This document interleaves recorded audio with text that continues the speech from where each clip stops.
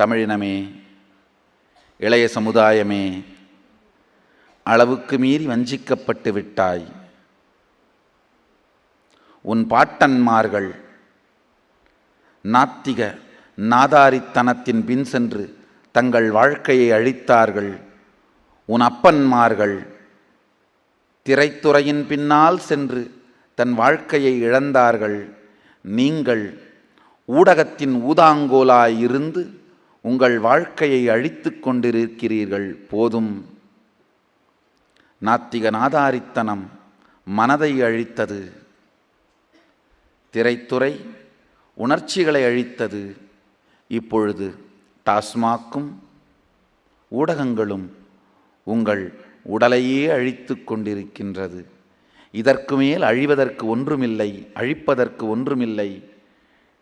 தமிழினமே, முக்கியமாக இளைஞர்களே, விழித்து கொள்ளுங்கள். போதும், வீணழிந்தது.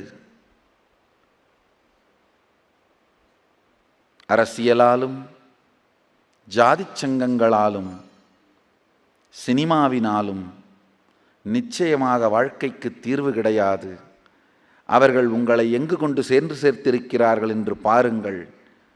அச்சாணி இல்லாத தேரைப் போல, கரையில்லாத ஏரியைப் போல, அளவுக்கு மீறி போதையும்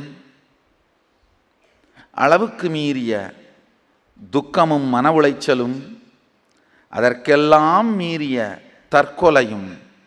ஐயோ, உலகமெல்லாம் சென்று வாழுகின்ற வாழ்க்கை முறையான, உயர்ந்த வாழ்க்கை முறையான சைவத்தை வேளாண்மை செய்த சமூகம் நீ.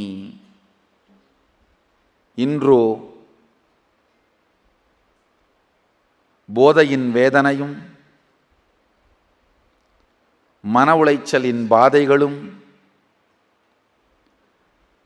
தற்கொலையில் சென்று முடிகின்ற சமுதாயமாய் மாறிப்போனது. என்ன கொடுமை! இதற்கும் மேல் தாங்காது, உலகு தாங்காது. தமிழினமே, விழித்து கொள்ளுங்கள். தமிழ்ச் சமூகமே, விழித்து கொள்ளுங்கள். தமிழ் இளைஞர்களே, விழித்து கொள்ளுங்கள்.